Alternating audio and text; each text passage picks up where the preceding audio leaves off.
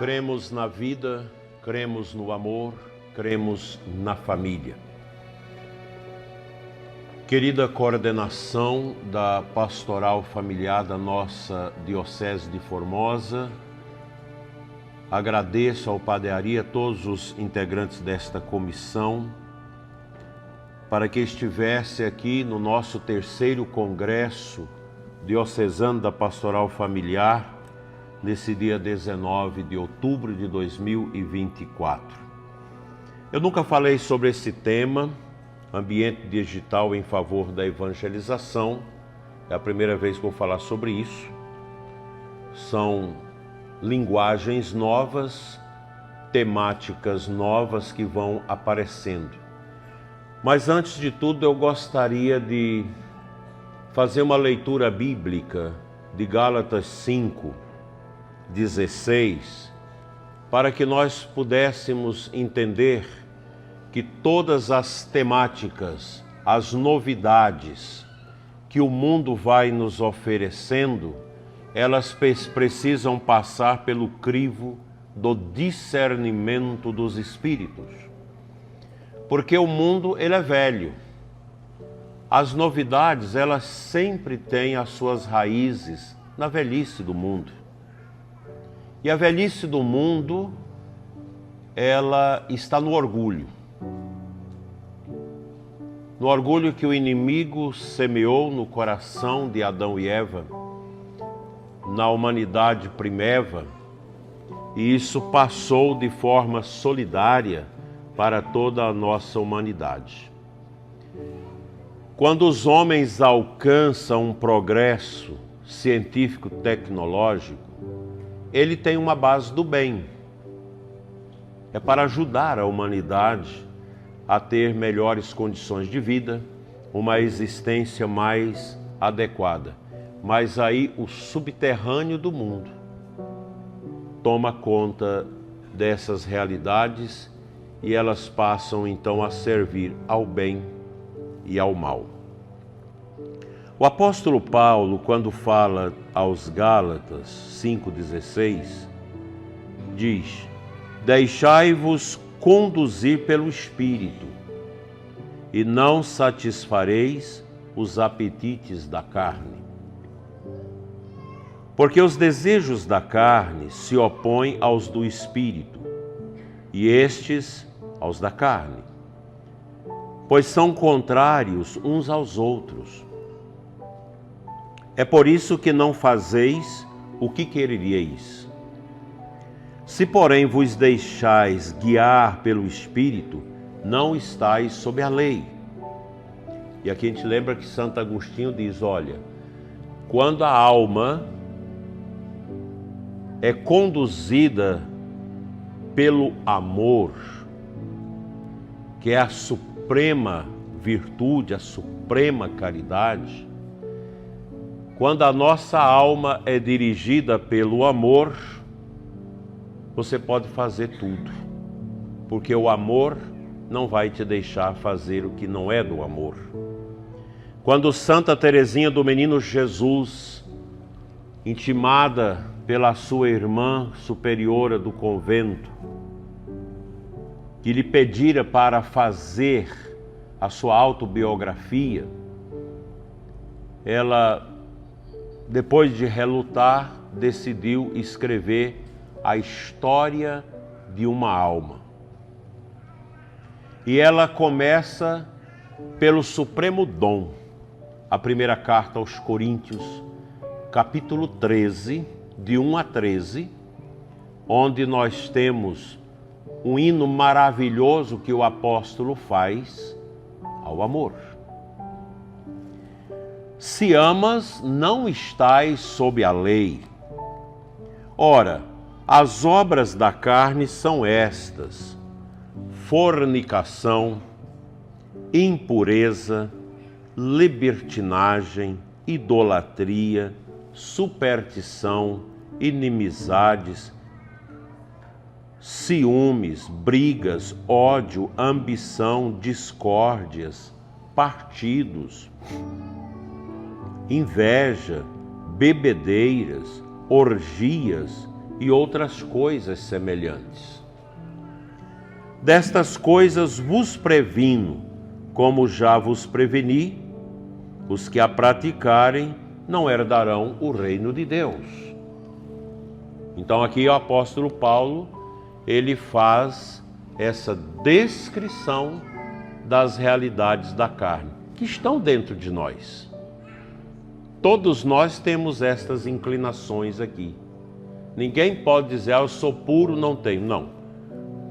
Sem pecado original neste mundo, somente a Virgem Maria e o Cristo, que é Deus. Ao contrário, aí ele elenca as coisas do Espírito. Os frutos do Espírito é caridade, alegria, paz, paciência, afabilidade, bondade, fidelidade, brandura, temperança. Contra estas coisas não há lei. Pois os que são de Jesus Cristo crucificaram a carne, como as paixões, as concupiscências. Se vivemos pelo Espírito, andemos também de acordo com o Espírito. Veja, meus irmãos, a importância disso. E sobre esse ambiente digital do qual nós vamos tentar dar algumas pistas,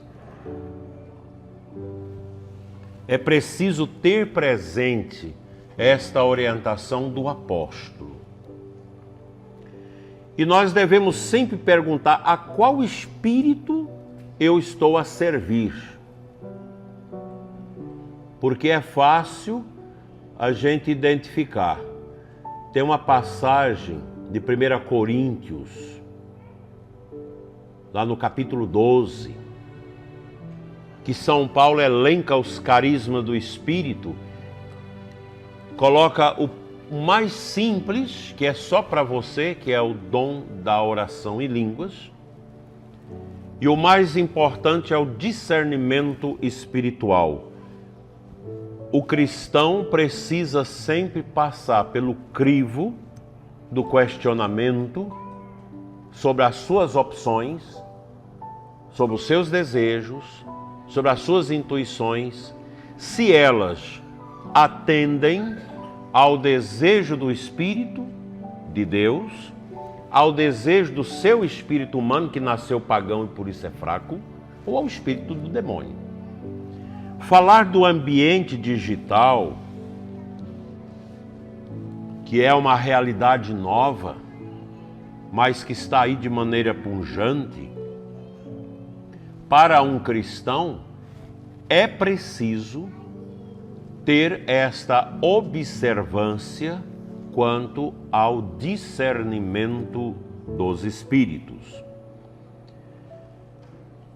Se a festa do Deus Sol invicto dos romanos, que aglutinava milhões de pagãos para celebrar o dia do nascimento do Deus Sol, ela serviu de inspiração para os cristãos que colocaram no mesmo dia a celebração do nascimento do Deus vivo e verdadeiro, Sol de justiça do Apocalipse de São João.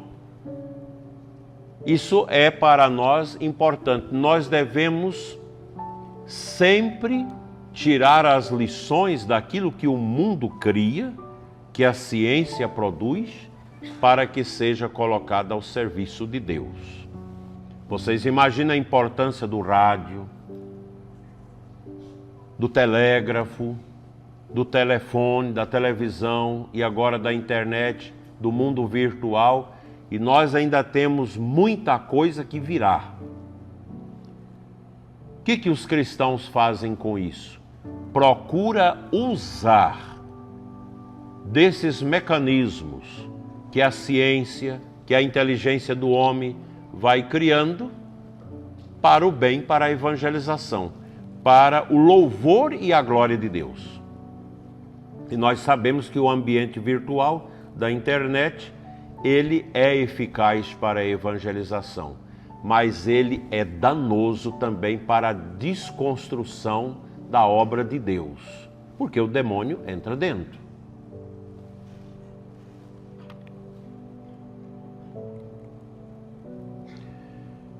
A missão de todo casal cristão.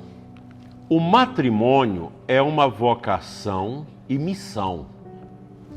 Eu tenho falado muito disso ultimamente, desta realidade espiritual transcendente do matrimônio. Evangelizar faz parte da missão cristã de levar o amor de Deus ao próximo, e o ambiente digital é um campo fecundo para isso. A família e ao nosso campo de ação, ela precisa estar direcionada a realizar este ambiente de evangelização dentro da realidade digital. A igreja tem reconhecido, aí faltou um pedaço, depois eu vou colocar, se quiser passar para vocês. Isso aqui é uma coisa muito rudimentar, gente. Eu não tive tempo para investigar e ler livros sobre isso. Foi uma coisa muito de intuição, uma coisinha aqui, outra ali. A igreja tem reconhecido o potencial das mídias digitais para a evangelização. E eu digo para vocês que na minha pobreza, na minha indigência, insignificância, eu tenho usado os meios de comunicação desde quando eu era seminarista. Programas de rádio, depois como diácono, como sacerdote, sempre tive uma inclinação a usar estes meios, porque eu achava importante aquelas locuções do Papa através da Rádio Vaticana, que veicula mais de 100 programas em 100 línguas diferentes, né? O Papa Francisco, em sua exortação Evangelho Gaudium, o Evangelho da Alegria, ou a alegria do Evangelho, destacou que a internet oferece imensa possibilidade de encontro e solidariedade. E é verdade. Vocês lembram na pandemia o quanto nós usamos aquilo que a gente nem sabia fazer, as nossas reuniões virtuais, para resolver os problemas da igreja. Hoje, no Encontro de Casais com Cristo, Regional Centro-Oeste, a gente lembrava disso, das inúmeras reuniões dos grupos dirigentes, tentando animar o povo no meio daquela terrível realidade da peste, que nós trabalhamos duramente. E ali nós começamos a aprender a usar as mídias, o ambiente digital, que não deixa de ser importante para o trabalho nosso de evangelização. Oportunidades e desafios do ambiente digital. Enquanto ambiente digital abre portas para a evangelização, ele traz também desafios, especialmente no que se refere ao uso consciente e à ética. Anteontem mesmo eu enviava um jovem viciado em ambiente digital, sobretudo na pornografia, para o psiquiatra. Estragado, um jovem maravilhoso, mas que procurou ajuda. Falou com seu padre, o padre sentiu um tanto impotente, pergunta o bispo, vai, marcou audiência comigo, nós rezamos, e eu discerni, liguei para um psiquiatra amigo, que vai atendê-lo e fazer um acompanhamento para tentar desintoxicar o seu psiquismo de uma dependência digital, sobretudo da dependência pornográfica. E não é de se assustar que aqui alguns dos senhores e senhoras também têm visitado a pornografia. Se eu tivesse uma lupa para dar uma espiada, a gente ia ficar assustado, porque é uma desgraça que muita gente não escapa dela. E eu digo para vocês que ela é extremamente perigosa. Eu não saberia dizer qual é mais nocivo, o vício, a dependência da pornografia ou da maconha. É um vício. Nós já temos grupos, não de alcoólatras anônimos, mas de dependentes de pornografia, de internet, que já se reúnem para tentar superar isso. Então um ambiente que traz coisas boas. Vocês vejam quanta evangelização se faz hoje pela internet, pelas mídias. Quantas palestras boas. Eu estava ouvindo as perguntas de vocês aqui. Nós hoje não temos tempo de ler grandes livros. Os livros estão sendo escritos mais finos, né, Parreira? Que se fazer muito grosso o povo não lê. Até os documentos da igreja estão menores. Mas nós temos palestras maravilhosas. Você tem muitas pessoas na igreja hoje de confiança, um professor Felipe Aquino, um padre Paulo Ricardo, alguns outros sacerdotes maravilhosos que são profundos na intelectualidade, um padre José Eduardo, que pode nos ajudar. Às vezes, com uma palestra de 1 hora, ele te passa um tema que você consegue absorver aquilo que é um assunto de um livro grosso.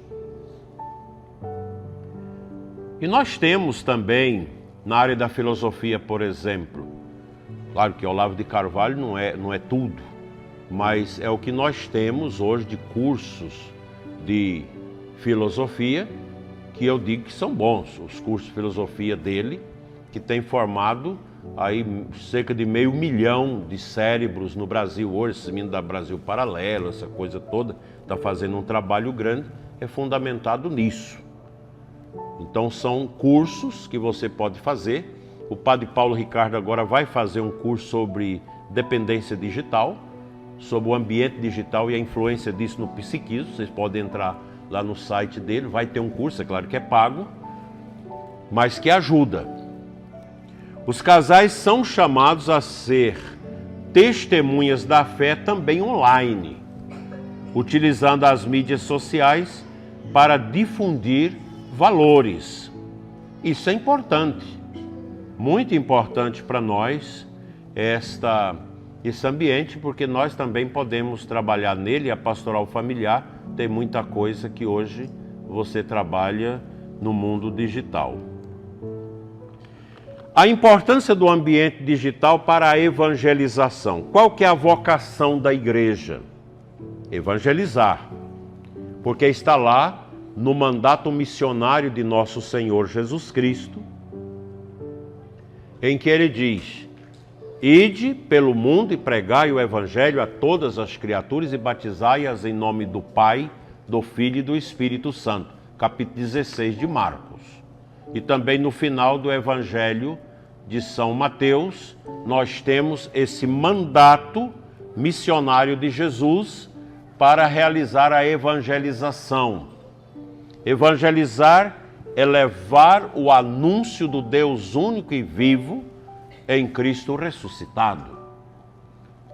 Tanto que, após o Concílio Vaticano II, o Santo Padre, Papa Paulo VI, que criou esse Instituto do Sínodo dos Bispos,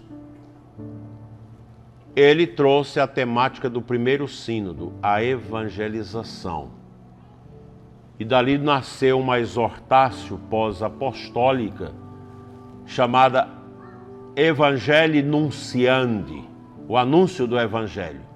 E ali está muito claro qual que é a finalidade da igreja: evangelizar.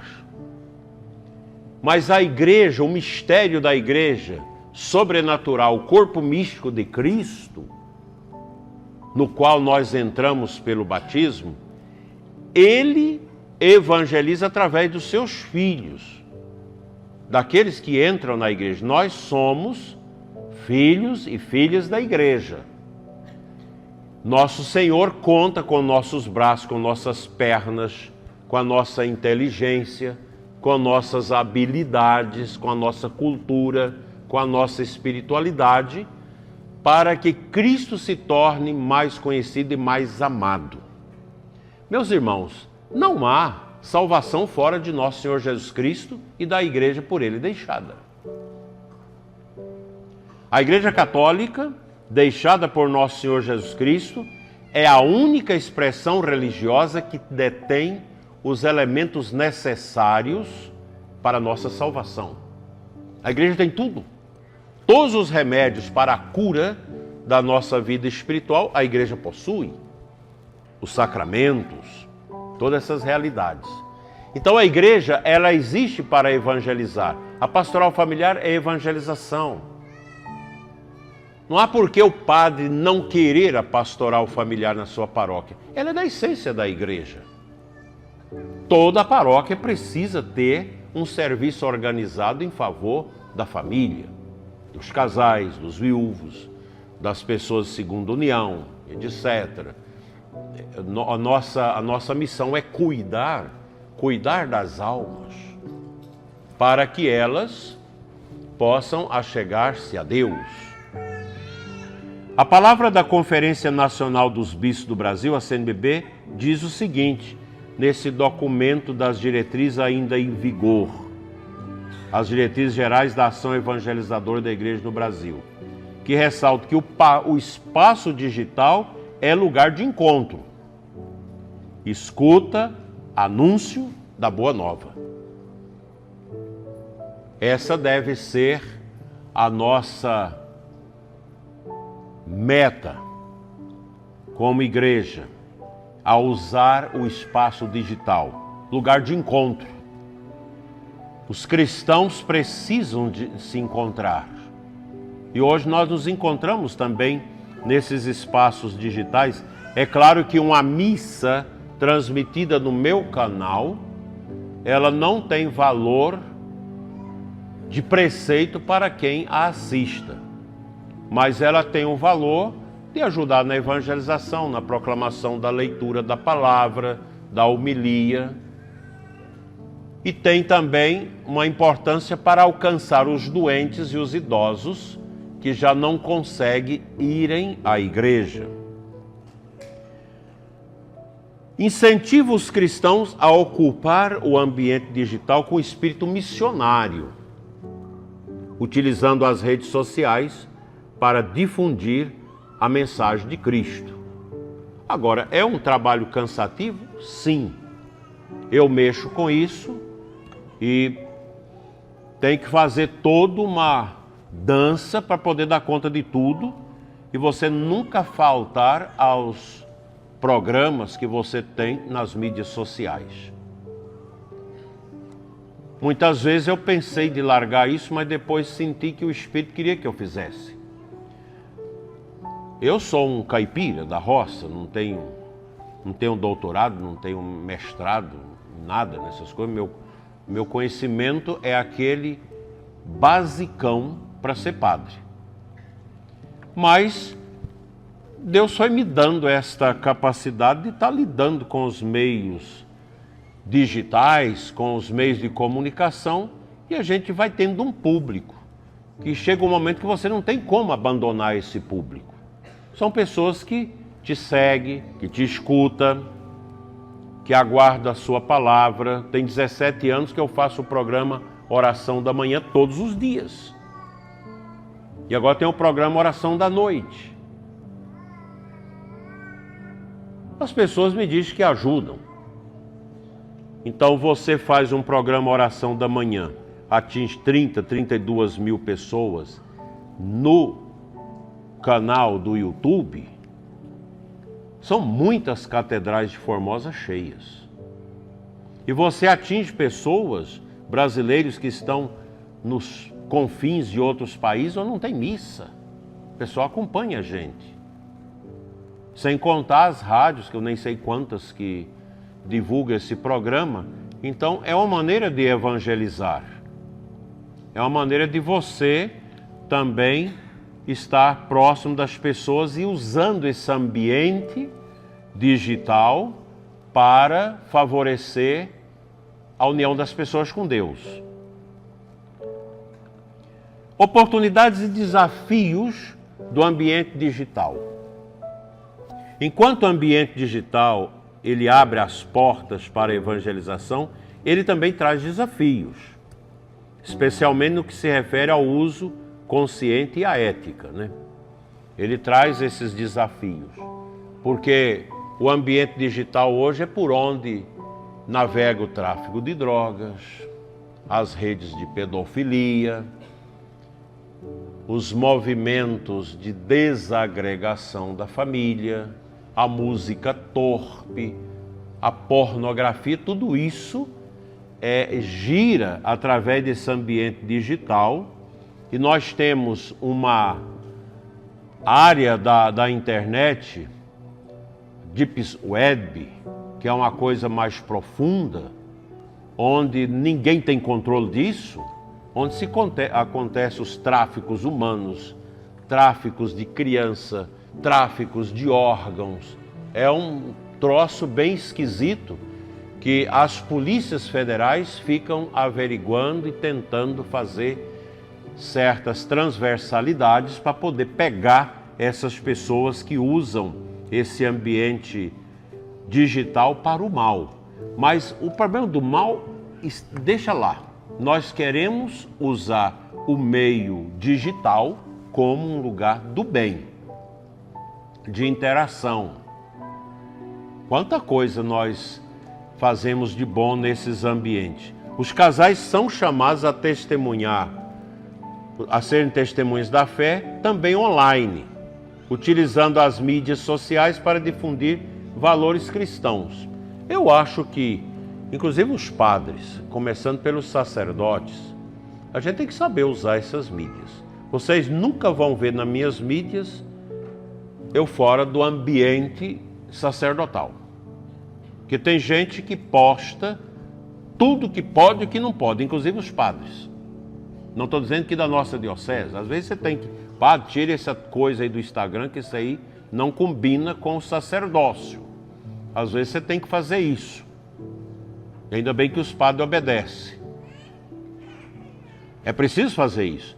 E vocês casais, um casal católico, aí vai à praia, tá lá, tomando a cervejinha, a mulher com aquele biquíni bem, como dizia Dom José Chaves, que mostra tudo e esconde o principal. Então tá ali e postando isso. Isso ajuda na evangelização? Eu acho que não. Agora, é o seu trabalho, é a evangelização, é as coisas da igreja, é um momento familiar seu, aniversário de casamento, coisas que edificam, poste. Ajuda as pessoas. As pessoas, olha como é bom, como é bonita a vivência desse casal. Nós precisamos aprender a usar de forma cristã e evangelizadora nossas mídias, e não de maneira pagã, com vaidade, com bobagem, disseminando uso de moda, de coisas que não combinam com o cristianismo, porque é paganismo. O paganismo não combina com o cristianismo. Precisamos saber também usar esses meios de comunicação, as nossas mídias, nesse sentido, para a gente não ser contra-testemunho. Gente que arma barraco na internet. Eu nunca entrei nem entro, mas diz que a coisa é do arco da velha. Aí vai lá, tem padre que posta lá e está interagindo. Eu acho que não é um ambiente muito... Eu não me sinto muito preparado para entrar nesse ambiente, não. Meu ambiente é um ambiente mais seleto, minhas mídias são bem recatadas, porque eu não posso deixar coisas estranhas. Na pandemia, muitos bispos ficaram meio atrapalhados da cabeça. Era bispo fazendo doce e mostrando doce. O bispo só de bermuda, fazendo doce não sei de quê, chamando o povo para comer doce, os padres. Lá. Isso evangeliza? Isso é besteira. Isso é exibicionismo. Põe lá uma oração. E eu fico muito feliz que nas minhas redes sociais chega muita coisa de vocês, coisas bonitas. É uma oração de um santo, é uma prece, é dia de São Padre Pio, aquelas mensagens bonitas de São Padre Pio, é o dia da Sagrada Família, tanta coisa bonita sobre a Sagrada Família. Isso evangeliza, faz as pessoas pensar naquilo que é a essência de suas vidas. Ei, professor, vai apagar o trem aqui. Como é que faz agora? É difícil essas coisas. A palavra da Conferência Nacional dos Bispos do Brasil. Os bispos, em seu documento Diretrizes Gerais da Ação Evangelizadora do Brasil, ressalta que o espaço digital é lugar de encontro, escuta e anúncio da Boa Nova. Nós já falamos lá atrás, a gente repete para afirmar isso. Encontro. A igreja é um encontro. O cristianismo é encontro. Encontro com o outro. O outro não é o meu inferno, como dizia Sartre. O outro é meu irmão. O outro. A escuta. Escutar o outro. O anúncio da Boa Nova. Dar testemunho de que você é uma pessoa do Evangelho. Incentiva os cristãos esse ambiente a ocupar o ambiente. A CNBB incentiva a ocupar o ambiente digital com espírito missionário, utilizando as redes sociais para difundir a mensagem de Cristo. Nós temos tanta coisa boa hoje no ambiente digital, as orações, a missa, as leituras da missa, comentários, é muita coisa bonita que nós temos ultimamente nas redes sociais, e isso faz muito bem a nós. A posição da Conferência dos Bispos Católicos dos Estados Unidos. Em suas diretrizes sobre a evangelização e comunicação, os bispos americanos destacam a internet como uma nova fronteira para a missão da igreja, afirmando que a presença digital deve ser criativa e propositiva. Veja que uma conferência tem uma linguagem, outra tem outra, embora se conflua para o mesmo objetivo. Então aí da All State Conferences, não sei o que aí do Catholic Bishops, né? Que o CNBB nosso é um jeito deles, é o USCCB. Eles sublinham que o uso da tecnologia deve ser orientado para a construção de relações autênticas e pessoais, e não somente para a disseminação de informações. E aqui nós temos o perigo. Esse ambiente é um ambiente também que pode favorecer traições, adultérios, tudo isso pode. Se nós não tivermos um coração profundamente amarrado ao discernimento espiritual, vivendo os dons do Espírito, nós podemos cair nessas armadilhas.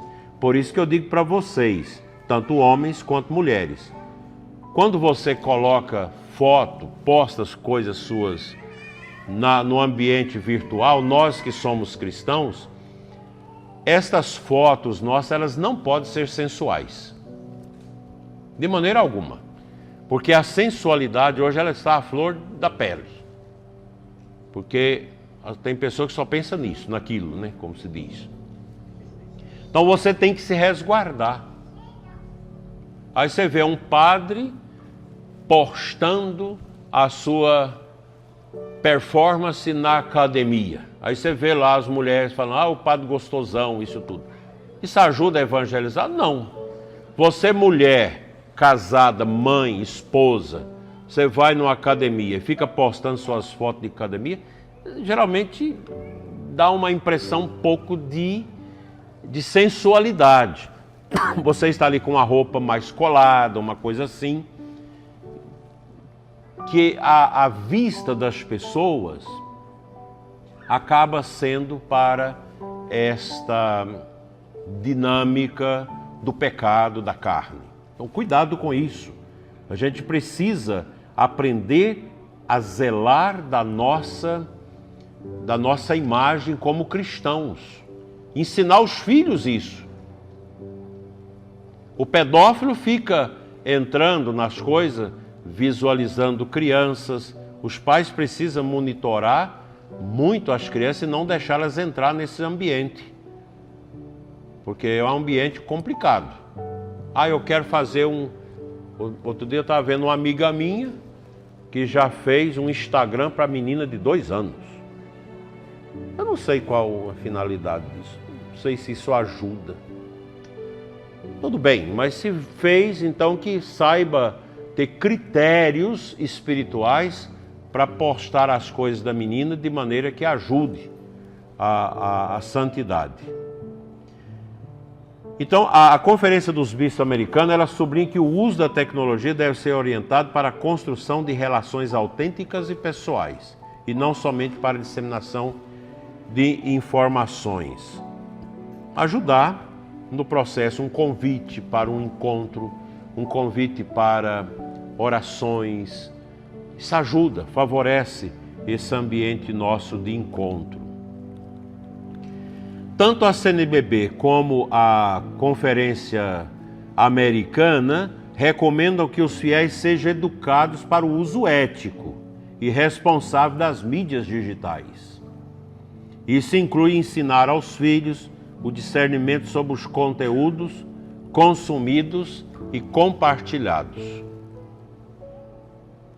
A nossa conferência CNBB fala da importância de formar e evangelizar os usuários, para que desenvolvam uma postura crítica e responsável diante da avalanche de informações ideológicas. Padari citava aqui a questão das ideologias. E a nossa irmã ali falava da paciência que nós devemos ter.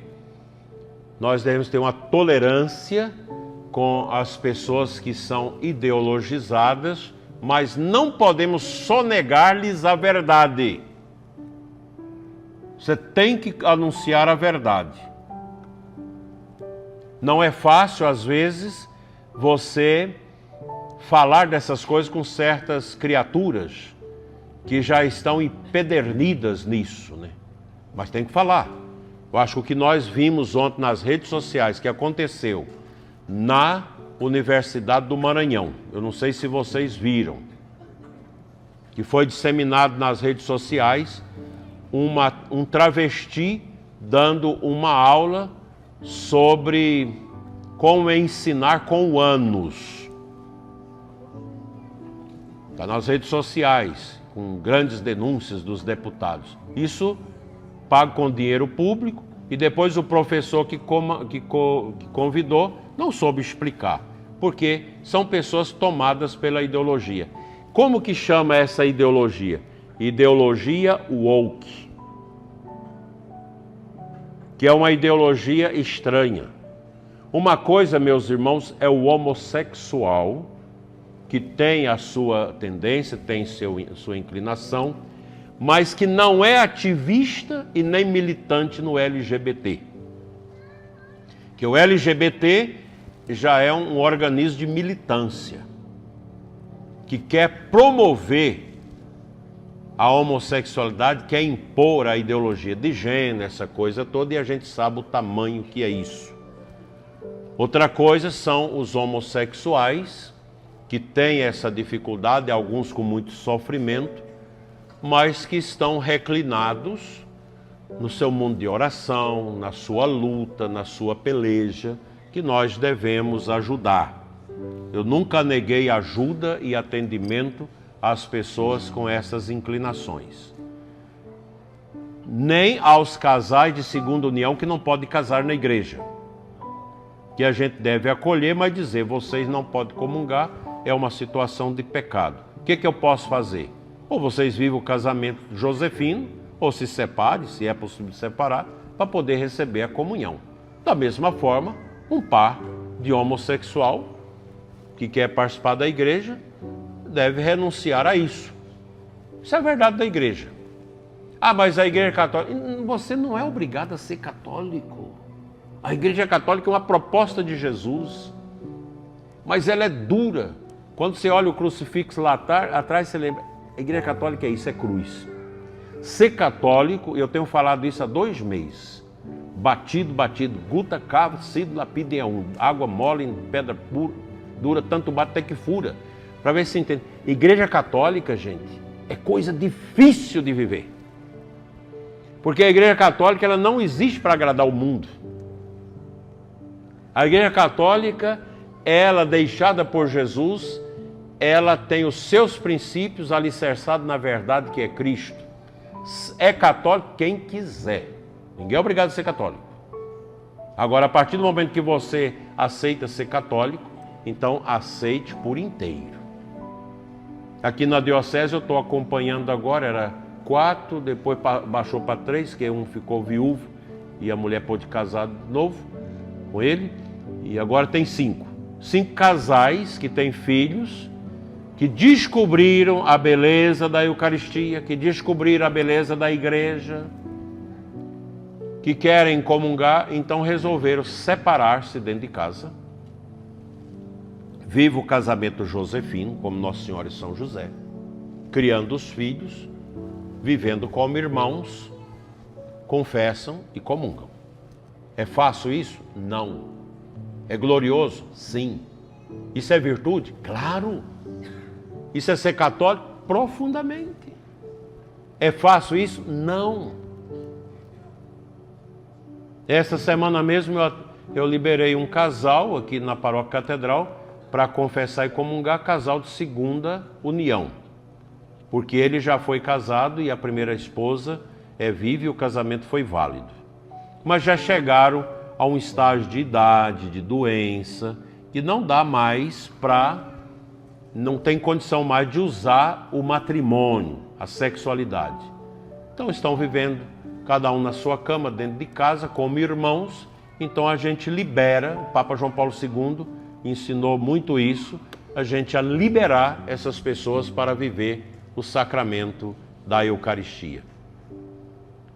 Não é fácil, repito, viver a doutrina católica como método natural. Você não pode usar o método natural como anticoncepcional. Está certinho o que vocês falaram, isso mesmo. Nós acolhemos todo mundo. O Papa Francisco acolhe todo mundo. Você evangeliza, mas você tem que apresentar a verdade.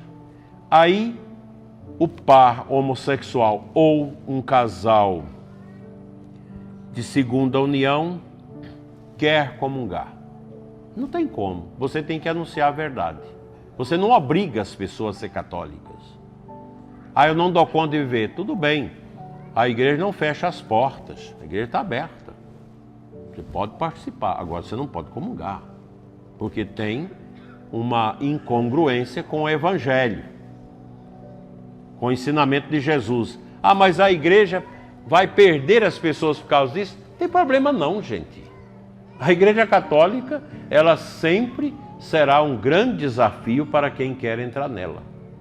Agora, se você quer entrar de cabeça na igreja, uma coisa eu te digo, você vai ter uma paz e uma consciência e uma liberdade espiritual extraordinárias. Porque a igreja é um poço de bênçãos. Quando eu sigo a igreja, tudo é diferente na minha vida, porque eu me configuro a Cristo. Ser católico não é para você não ter problemas, não ter sofrimento. Veja como terminou São João Paulo II, em grande sofrimento. Quem quer seguir Jesus tem que carregar a cruz. Não pensa que você não possa ter que sepultar a sua esposa, seu marido, seus filhos. Isso é comum da nossa vida. Isso é comum do católico. O católico tem que ser amadurecido. E nós católicos somos frouxos no conhecimento da nossa doutrina. E aí não é televisão, não é mídia, não é gente esquerdista, não é esse povo ativista que vai mudar o pensamento da igreja.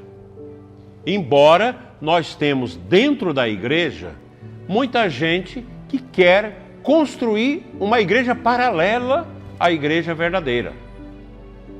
Agora mesmo, nos arredores do sínodo, que o Santo Padre está presidindo em Roma, o Sínodo da Sinodalidade. Os princípios, os enunciados, muito bons, mas tem uma turma em volta, ativista, é uma turma que não tem a dimensão sobrenatural da igreja no coração, é uma turma que quer uma igreja humana, não uma igreja que olha para o céu, mas uma igreja que olha para a terra. Então essa turma quer, na paróquia, o povo é que deve eleger o padre. Você imagina a confusão se eu fosse abrir uma eleição na diocese, para o povo votar qual padre que você quer na sua cidade. Quantos votos sortearia em Iaciara, padre Ari? Aí não sabe. Algumas paróquias iam pedir o senhor. É uma confusão. A igreja não é democracia, gente. A igreja, ela é um discernimento, ela é hierárquica. Aí fica essa gente lá, que quer ordenar mulher, que quer ordenar os homens casados para ser padre. Será que isso dá certo? Por que é só a nossa igreja que está nessa confusão? As igrejas orientais, os outros ritos da igreja, está tudo trabalhando. Eu fiquei impressionado no Lago de Tiberíades, há uns 3, 4 anos atrás, um grande navio com 200 padres e patriarcas da igreja ortodoxa russa. E eu perguntei, o cara lá que estava conosco no barco, ele falou, olha, está crescendo demais, eu nunca tinha visto tanto grego, uma igreja que cresce, tudo nos paramentos, na liturgia, tudo direitinho. Então tem alguma coisa meio estranha. Seria bom essa gente consultar o povo. Consulta o povo. Se o povo quer um padre desse jeito. Se o povo quer uma igreja de qualquer jeito. Se o povo quer uma igreja ativista. Uma igreja ecológica, que só mexe com ecologia. Não. Nosso povo quer uma igreja que reza. Nosso povo quer comungar na boca, quer comungar de joelho. Nosso povo quer rezar, quer fazer cerco de Jericó. O nosso povo quer confessar. O nosso povo quer que o padre visite a sua casa, quer que o padre vá no velório. Até mesmo os diáconos permanentes, muita gente reclama, eu queria tanto que fosse o padre que tivesse batizado meu filho. Eu queria tanto que o padre que tivesse feito meu casamento. Então a figura do sacerdote, gente, e da Eucaristia não se muda. Então não adianta a gente ficar com essas bobagens de querer estabelecer coisas que não convergem para aquilo que a Sagrada Escritura, que a tradição da igreja, que o magistério da igreja, ao longo desses 2 milênios, foi cristalizando para nós. A igreja traz para nós a alegria da salvação. O Frei Clodovis Boff, que foi meu professor, irmão do Leonardo Boff, que está apostasiado da igreja, ele fez um caminho de reflexão, deixando a teologia da libertação e abraçando o verdadeiro magistério da igreja. E ele fez isso há muito tempo, que ele foi observando dentro da própria congregação dele que essa linha doida não funciona. E ele escreveu um livro, A Crise de Fé da Igreja e a Teologia da Libertação. Um livrinho fino, maravilhoso. Não sei se o André Paveira já leu. Maravilhoso. Acho que é da editora Catequeses. E aí nós perguntamos para ele. Ele mandou o livro para mim, que ele gosta muito de mim. E nós perguntamos para ele, Frei, o senhor mostrou a crise. Qual o caminho? O que nós podemos fazer para tirar a igreja dessa crise? Aí ele fez um livro, lançou essa semana, A Igreja em Subida. A espiritualidade. Só se recupera uma igreja em crise com a espiritualidade. Com o voltar-se para Deus, a liturgia bem celebrada, a vivência dos mistérios de Deus, o terço bem rezado, a família, as mídias sociais bem usadas. Então é isso. Fazer da internet também um espaço de caridade e verdade, que assegura os princípios reais da nossa Santa Igreja, que nos dá essa alegria de sermos católicos, de morrermos católicos, no sacrifício. A gente vê essas famílias numerosas aqui na diocese. Eu acho bonito ali na catedral, tem vezes chega o casal novo ainda, 4 filhos, 5 filhos, um pendurado de um lado, outro do outro, do marido, da mulher, e vem ali aquela... E o povo fica tudo olhando. As mulheres mais velhas que tiveram só um filho, 2 e fizeram laqueadura porque entraram de cabeça na mentalidade feminista, esse braço da revolução cultural esquerdista, marxista. Muitas de vocês que fizeram laqueadura para não ter mais filhos. Vocês nem sabiam que isso era pecado. Porque é uma influência tão pesada na igreja que até o sacerdote fica com medo de pregar isso. Eu nunca tive medo, mas a gente leva muitas bordoadas por pregar a doutrina da igreja. Mas uma coisa é certa, a doutrina da igreja não é uma escravização para nós. Ela é uma libertação. É uma bênção. O Papa Bento XVI, em sua mensagem para o Dia Mundial das Comunicações Sociais, em 2013, chamou os católicos a tornar a internet um lugar de verdade e encontro. Um católico não vai fazer fake news, né, gente? A gente tem que ter cuidado para não ficar retransmitindo fake news. Sempre que alguém me manda um fake news, eu pergunto, você tem a informação se isso é verdade? Porque tem que ter cuidado. Católico não mente. Internet não é lugar da gente disseminar mentira, disseminar ódio, disseminar rusga, divisão. Não. Evita isso. O Papa Francisco também destaca que o ambiente digital deve ser um lugar de diálogo respeitoso, onde a caridade cristã se manifesta. O que é a caridade? É o amor. A partir do momento que eu não amo, que eu dissemino ódio, eu não estou dando o meu testemunho de pessoa cristã dentro do ambiente digital. Aplicações práticas para os casais católicos. A evangelização no lar e nas redes sociais. Casais cristãos podem começar a evangelização em casa, ensinando os filhos a utilizar a internet de maneira construtiva, compartilhando conteúdos edificantes, incentivando discussões saudáveis sobre fé e moral. Ler a vida dos santos ajuda. As escolas clássicas católicas que estão sendo abertas no Brasil, inclusive nós estamos abrindo uma aqui em Formosa.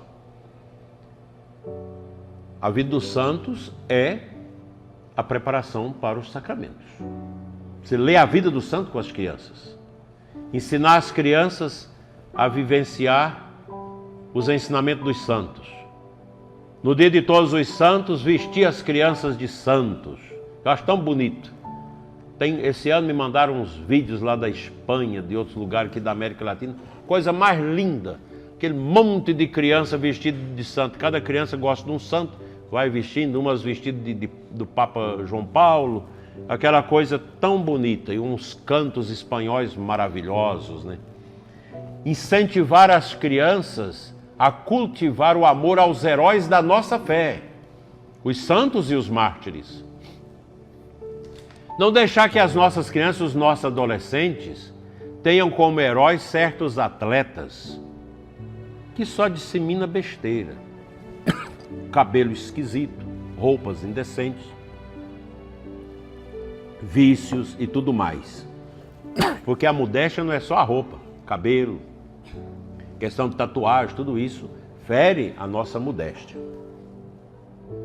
Ah, mas eu não dou conta. Eu sei, ser católico é muito difícil. Não é fácil ser católico.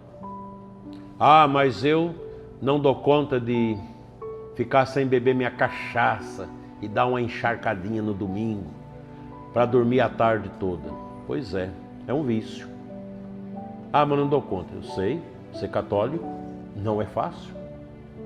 Ah, eu não gosto de confessar porque é difícil. Eu sei. Para quem é orgulhoso, confessar é difícil. Ser católico é muito difícil. Ah, esse negócio da missa todo domingo. Eu gosto de ir à festa do divino, eu gosto de ir às festas da igreja, etc. Mas todo domingo, pois é, ser católico não é fácil.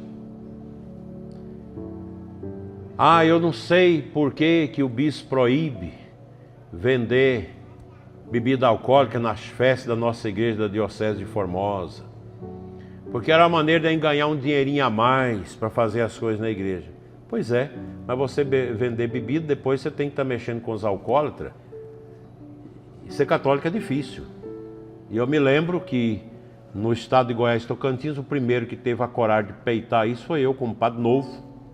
Levei tanta burdoada que eu não sabia nem onde ia parar. Quando tirei as cachaças, o clero virou contra mim. Monsenhor Juarez foi meu pároco, quem me fez minha primeira comunhão, primeira confissão, que morreu aqui em Formosa, está sepultado em Nova Roma, fez uma reunião dos padres comigo para brigar. Por que eu estava tirando a bebida alcoólica e os bailes da festa da igreja? Eu falei para eles, se vocês provarem na tradição da igreja, na Sagrada Escritura, que isto é viável para a evangelização, a santidade e a salvação das almas, eu volto atrás. Ficaram calados e eu disse, uso a palavra de Gamaliel, se for de Deus, vai adiante, se não for, volta atrás. Foi adiante. Ah, pois é, mas ser católico é difícil também para o padre. Não é fácil. E eu lembro que o que me motivou a isso, 1h da manhã tentando salvar um casamento por causa do alcoolismo do homem, eu caí na bobagem de perguntar à esposa com quem ele tinha aprendido a beber, pensando que era o pai. Um dia falou, não, com o padre da paróquia na festa da igreja.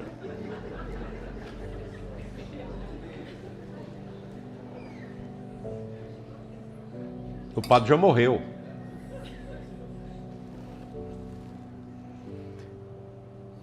É importante testemunhar a vida cristã também nas redes sociais. Aí você imagina uma festa de igreja, posta lá, o povo bebendo. Agora mesmo um bispo amigo meu cedeu às pressões dos seus padres e voltou a cerveja na festa da igreja. Eu estou doido para encontrar com ele, vai ser essa semana, eu vou encontrar com ele na reunião dos bispos. Mas, meu irmão, corta isso, porque Deus pode dar um sinal na sua carne. Você imagina, eu tive festas na igreja que teve tiroteio dentro da festa da igreja, 3, 4 horas da manhã, todo mundo bêbado. Tiroteio. Um deputado estadual foi baleado dentro da minha festa e passou mais de 40 dias no hospital para não morrer, dentro da festa da igreja. E aquela noite nós não recebemos nada, porque todo mundo saiu correndo, quebrando cadeira, não pagou nada, nem leilão, nem cerveja, ninguém. Prejuízo terrível.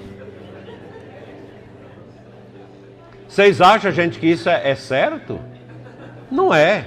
Eu sei que alguns de vocês vivem defendendo e enchendo a cabeça dos seus padres, porque é preciso uma cervejinha, é preciso um uísque lá no leilão do gado.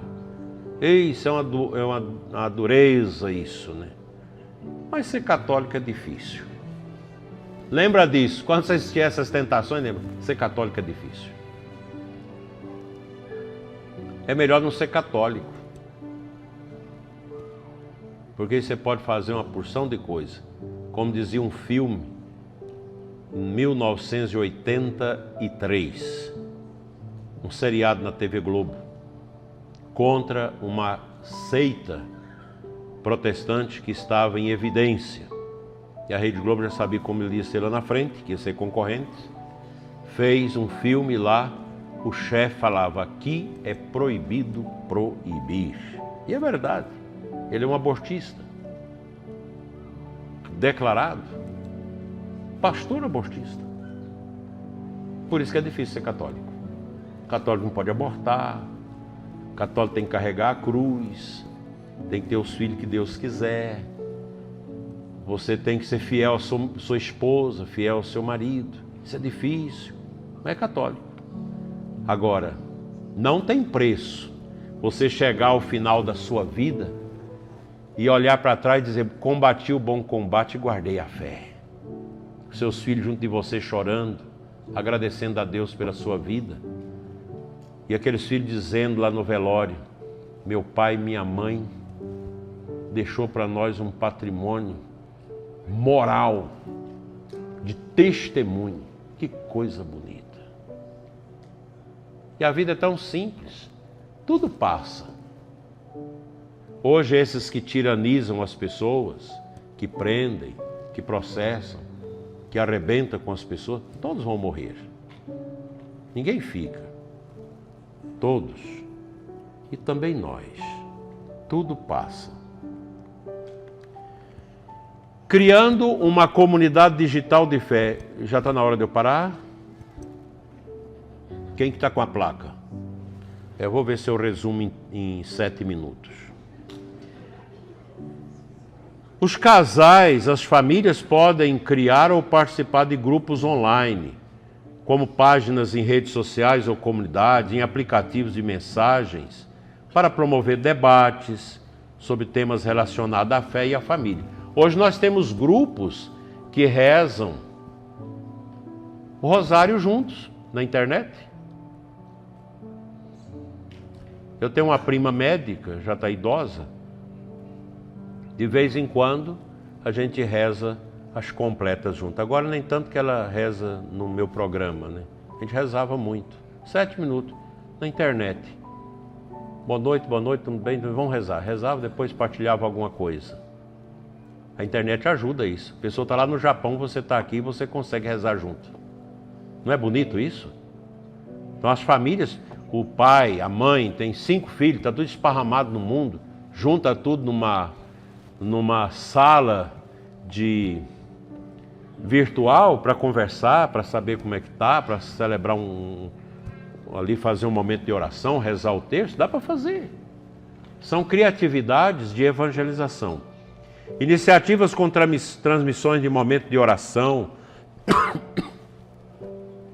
partilhas de reflexões bíblicas e acompanhamentos de outros casais via plataformas digitais são formas práticas de usar o ambiente digital de forma criativa para a evangelização. Já que o mundo é tão esquisito, então a gente pode fazer isso. Incentive os casais a buscar formação contínua sobre o uso ético da tecnologia.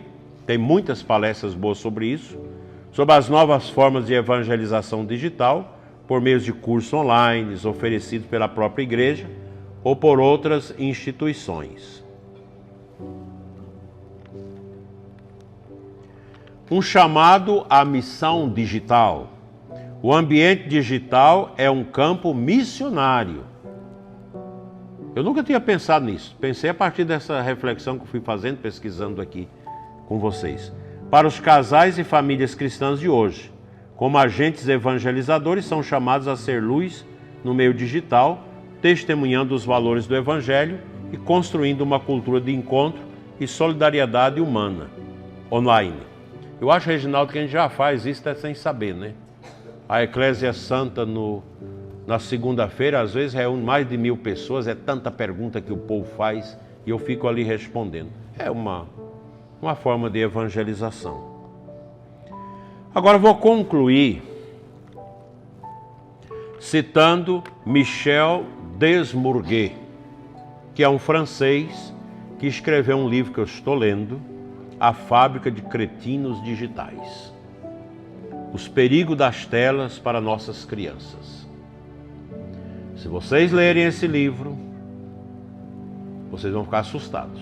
É um cientista, é um antropólogo, um filósofo francês que escreveu esse livro.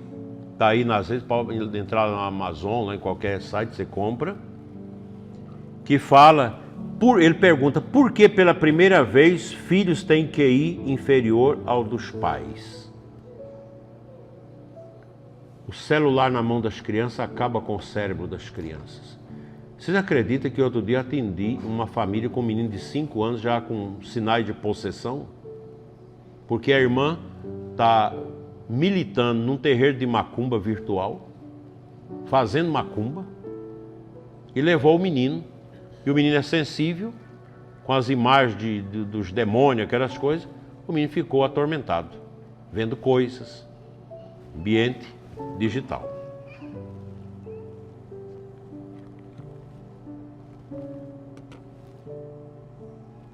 Parece que o trem aqui não funcionou bem não, ficou cortado.